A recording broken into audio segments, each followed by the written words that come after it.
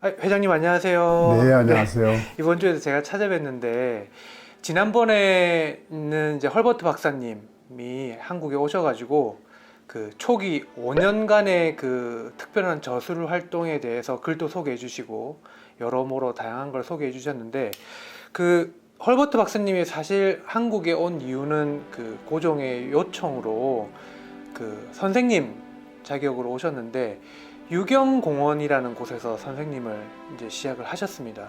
그래서 그 사람들이 대부분 유경공원이 단순히 그냥 뭐 최초의 학교 정도로 알고 있는데 그 유경공원의 설립 배경 이런 거에 대해서 시작해서 조금 그 주변 당시 상황을 한번 설명해 주시면 감사하겠습니다. 그러시죠. 그 유경공원 설립 배경 이야기하기 전에요. 그때 당시에 흥미있는 저술이 있었는데 빼먹은 게 있어요.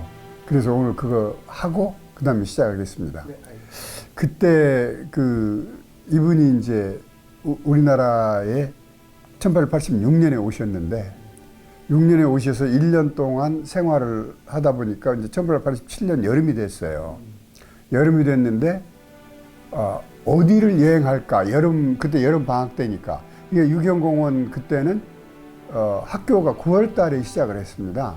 이게 지금 우리가 3월 달에 계약을 하는 거는 이건 일본식 일본식 유산이거든요. 예. 그런데 그 개화기 때는 미국식으로 9월에 학교를 개교를 했습니다. 우리 국민들이 그것도 좀 알고 있어서 왜 개화기 때는 9월에 했는데 이제 일제 신강점기가 되면서 3월로 바뀌면서 해방 이후에도 또 전부 3월로 이렇게 계속했는가. 예. 1887년 여름이 돼서 여름방학 때 헐버트 박사 당시는 조선의 남부지방을 여행하고 싶었어요. 부산이 어떻고 뭐 이제 이렇게 전라도가 어떻고 경상도가 어떻고 이걸 여행하고 싶었는데 미국 공사관하고 우리 조정에서 극구 말렸어요. 조선의 남부지방을 혼자 여행하는 거는 위험하다. 이게 결론이었어요. 이게 아시다시피 1884년 갑신정변 일어나고 그때 전국이 혼란했었잖아요. 조선 조정이나 미국 공사관에서 여행을 남부지방은 안 했으면 좋겠다. 이래서 이제 당시는 결국 일본에 갔어요. 그래서 일본에 가서 근 한 달쯤 여행을 했습니다. 그래서 시라카 지방 도쿄에서 북쪽으로 서울에서 대전 거리쯤 이렇게 북쪽으로 올라가면 있다고 그러는데 거기에서 그 개기일식을 제일 잘 볼 수 있는 지역이었다는 거예요, 거기가. 그런데 그걸 보기 위해서 미국에서 두 대학이 원정대를 일본에 파견을 했어요. 그러니까 얼마나 유명한 개기일식이었으면 하나는 프린스턴하고 하나는 에머스트 대학에서 왔는데 이제 헐버트 박사는 그걸 모르고 일본에 갔다가 이제 일본에서 미국의 원정대가 왔다는 소식을 뭐 어떻게 들었는지 몰라도 신문에 났을 수도 있고 이제 그걸 듣고 내가 여기를 안 가봐서는 안 되지. 그 원래 호기심이 있는 분이라서 그런데 거기를 갔어요. 그래 갔더니 그 성 위에 올라가서 거기서 이제 특수 망원경을 미국에서 가지고 와가지고 미국 그 대학에 프린스턴 대학의 그 원정대가 그걸 보는 거예요. 이제 그걸 관람을 하고 그 일본 여행기를 4회에 걸쳐서 미국 신문에 기고를 했습니다. 이분이 기고를 했는데 제가 깜짝 놀란 게 헐버트 박사가 그때 써놓은 그 자료에 보면은 오늘날 과학하고 완전 일치한다라는 거. 미국 신문에 기고를 하면서 거리가 어떻고, 그러니까 개기일식이 완전할 때는 거리가 뭐 예를 들어서 25만 마일, 어디 입구에 있을 때는 뭐 23만 마일, 이제 이런 거를 그 숫자를 나열해 놨는데 아주 그 정확하게 나열해 놨더라. 그래서 저는 이제 그분한테 또 글 쓰는 자세를 또 한번 배웠다. 누가 글을 쓴다고 그래서 그냥 이렇게 그냥 상식적으로라기보다 독자들이 읽어서 유익한 글을 쓰는 자세가 항상 몸에 배어 있었다. 그 말씀을 한번 드리고 그때 거기에 설버트 박사 뭐라고 그랬냐면 앞으로 이런 정도의 계기 일식이 오려면은 1세기도 훨씬 후에 그러니까 100년도 훨씬 후에 올 것이다 이렇게 얘기를 했어요. 이제 그게 우리나라에서는 일본에도 그렇게 왔으니까 우리나라도 거리상 차이가 없으니까 우리나라에서도 두만강에서는 비교적 잘 볼 수 있었대요. 그때 당시에. 서울에서는 이제 더 잘 안 보이고 두만강이 제일 잘 보이고 그런데 지금 앞으로 2030년대에 그런 계기일식이 올 것이라고 제가 언젠가 동아일 어느 신문에 보니까 그게 나와 있더라고요. 그러니까 그것도 아주 정확하게 이분이 쓰신 거예요. 1세기도 넘어야 그런 계기일식을 또 볼 수 있다. 그래서 자기는 너무너무 영광이다. 그런 계기일식을 볼 수 있어서 그래서 이제 이걸 미국 그 신문에 이제 기고를 독자들 오고 이걸 나눠서 그래서 그 장면 계기일식이 돼가지고 완전히 새카매지는 장면 이거를 묘사를 했는데 아주 멋있게 묘사를 했어요. 그래서 이제 제가 이게 이제 그 헐버트 조선의 혼을 깨우다라는 책인데요. 이 책에 57편의 글이 제가 번역을 해서 여기 넣었거든요. 2016년에 제가 출간을 했는데 헐버트 박사 글을 번역한 건데 여기 이제 뒤에 보면은 일본 여행기라고 해서 제가 그걸 번역해서 여기다 실어 놨습니다. 그래서 이제 과학에 관심이 있는 분들은 그 글도 읽으면 좋다. 이제 그런 말씀 드리고 또 하나 제가 소개할 게 있어요. 예, 그 헐버트 박사께서 유경공원의 재직 중에 우리나라 종교 또 선교사의 길 어떤 젊은 미국의 젊은 신학교 나온 학생들이 중국이나 또 뭐 한국이나 또 일본이나 어디가 선교사를 할 적에는 어떻게 활동하는 게 좋은가 그런 거를 세계 선교 평론이라는 The Missionary Review of the World 그런 책이 있거든요. 그 선교 평론에 그걸 실은 거예요. 그래서 그 선교사가 되고 싶어하는 분들은 이 글을 한번 꼭 읽어봤으면. 가이드북 같은 느낌.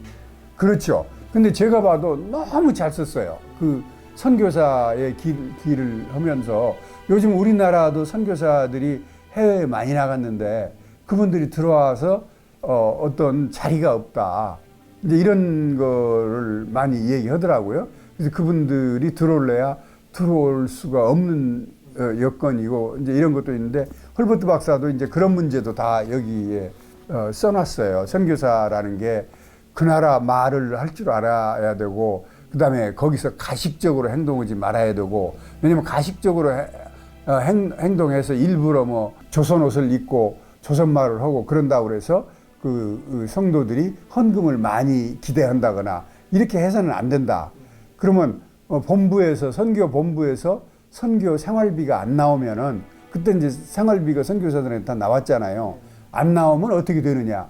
그거는 기도로서만 해결해야지 가식적으로 그 말하자면 조선인들을 꿰어서 헌금을 더 많이 내게 하고 이래서는 안 된다.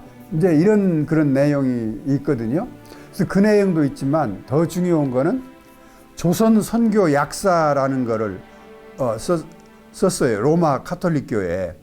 로마 카톨릭교 조선 선교 약사라는 그런 글을 썼어요.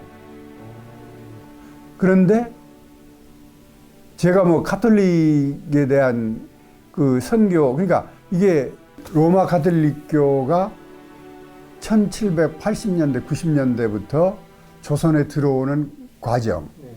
그래서 이 책을 이 글을 쓴 게 1890년이거든요. 이것도 세계 선교 평론에 1890년 10월호에 이 글을 썼습니다. 로마 카톨릭교가 조선에 와가지고 얼마나 어렵게 그렇죠. 정착을 했는지의 과정이 적혀 있습니다. 그래서 여기 이 글을 읽어보면은 한 12,000명 정도가 이제 천주교에서는 순교한 분들이라고 이렇게 얘기하죠. 어떻든 조선인들 한 12,000명 정도가 희생이 됐습니다. 그때 오는 과정에서 제일 심한 박해가 1866년에 병인 박해가 있었습니다. 그래서 병인 양요가 그 여파로 병인 양요가 불란서가 침공을 한 거거든요. 예. 그래서 병인 박해 때 베르네라는 주교가 있었는데, 예, 명동 성당에 주교가 있었는데 이 주교가 처형되죠. 이분 처형되는 과정을 아주 애절하게 그려놨어요, 여기에다가. 그러면서 이분은 어떻든 세계 선교사에서 로마 가톨릭교회의 조선 선교만큼 이제 처절한 그런 선교가 없었다. 근데 그래서 이분은 양면으로 이 얘기를 했어요. 기독교 선교 자체로서는 아주 용감한 선교였다. 그러나 이제 희생이 많은 것은 안타깝다. 그래서 이제 그걸 이제 보는 사람에 따라서 조금 다를 수가 있잖아요. 지금도 북한에 제가 보니까 어떤 탈북자가 쓴 글을 보니까 우리 선교사들이 그 연변이나 이런 데서 북한 사람들을 접촉을 삼가했으면 좋겠다. 왜냐면 접촉을 잘못하다가 그 사람들이 북한 들어가면은 그 사람들이 연변에서 성경책을 뭐 읽어봤다거나 성경책을 교부를 했다거나 이러면은 북한에서 처형될 가능성이 많다, 이런 얘기예요. 그러니까 거꾸로 사람을 구하는 게 아니라 사람을 죽이는 결과를 가져온다. 제가 그런 글을 한번 읽었거든요. 그래서 천주교도 그 로마 가톨릭교도 그 조선에 오면서 조선에서 그렇게 이제 법으로 금했는데 그거를 자꾸 침투를 하려고 그러니까 얼마나 많은 희생자가 났느냐. 이제 이런 것도 한번 생각해 봄직하다. 그런 말씀을 드릴 수가 있겠고, 더 중요한 거는 그 베르네 주교가 처형되기까지에는 헐버트 박사 이 글에 뭐라고 되어 있냐면, 대원군이 베르네 주교한테 제안을 했다라는 거예요. 신앙의 자유를 허용할 테니까 당신이 러시아의 조선 남하 정책을 막아주는데 협조를 해달라. 대원군으로 봐서는 러시아가 지금 뭐 용안포 사건이랄지 뭐 여러 가지 우리 함경북도 막 여기에 와서 침략의 그 전조를 막 보이고 귀찮게 하고 막 이랬었거든요. 그러니까 이걸 막아달라는데 이제 베르네 주교한테 부탁을 한 거예요. 이제 자기가 직접 부탁을 한 게 아니라 사람을 넣어서 부탁을 한 거예요. 그러면서 여기에는 그렇게 써 있어요. 신앙의 자유를 허락할 테니까 좀 그렇게 해달라. 그랬는데 베르네 주교가 거절을 했다라는 거예요. 그래서 여기에 나와 있는 내용으로는 종교가 다르다는 이유로 베르네 주교가 거절을 했다.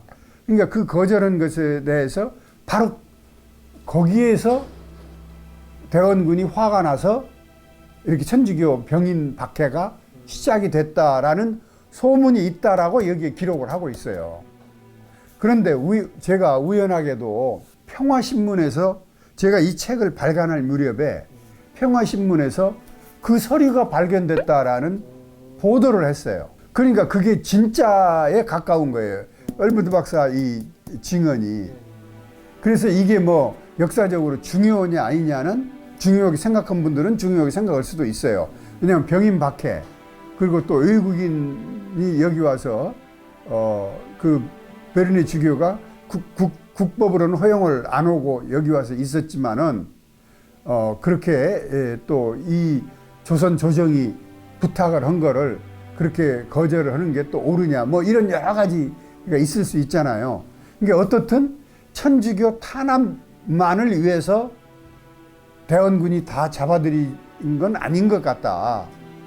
그 정도 1884년에 거래를 해가지고 병원과 학교를 세우는 그 목적으로 언더우드 아펜젤라 개신교 선교사들이 들어오게 된 거거든요. 언더우드 아펜젤라보다 1년 전에 맥클레이라는 감리교 선교사가 김옥군이를 통해서 서울에 와가지고 고정에 그 허가를 받아내거든요.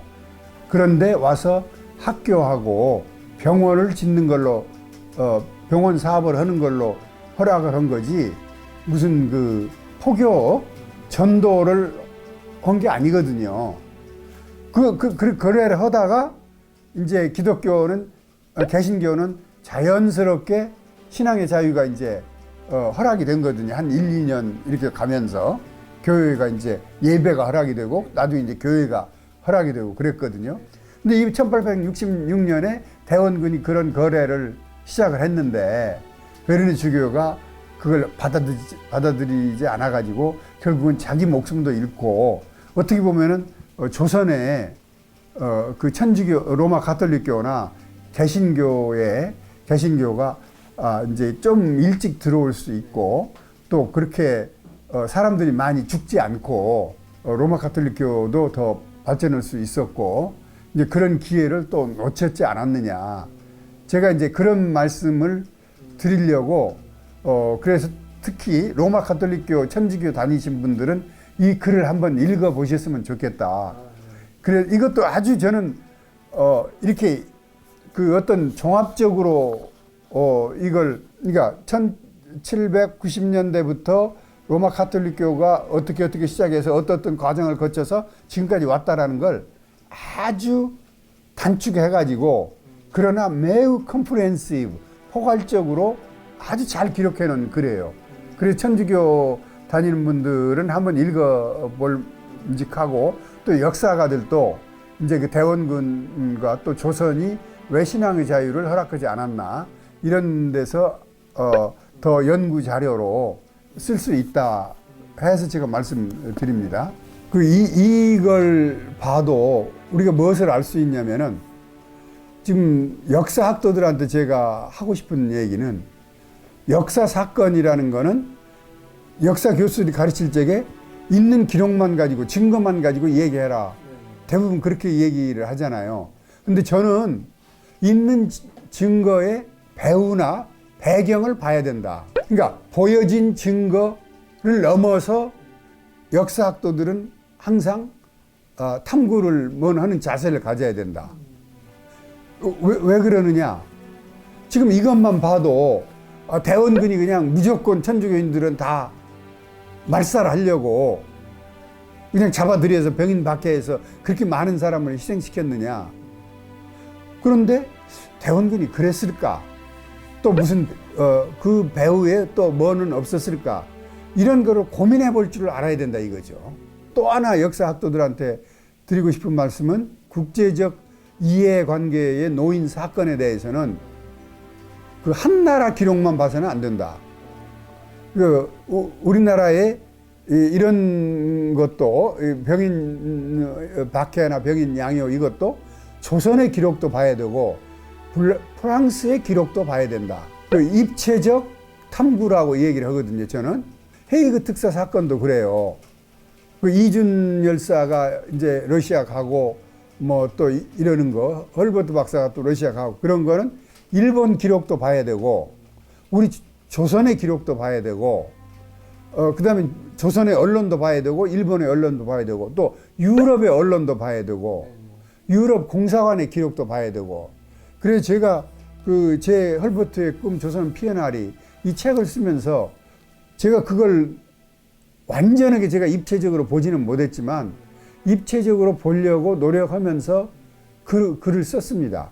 그래서 많은 걸 발견을 했어요. 역사학도들한테 부탁하고 싶은 게 그러니까 사건에 나와 있는 증거, 배후 또는 배경을 항상 염두에 둬야 되고 그 다음에 입체적으로 분석하고 입체적으로 탐구하는 자세를 기르는 게 올바른 역사학도의 입장 아닌가 이제 그런 말씀을 드리고 싶고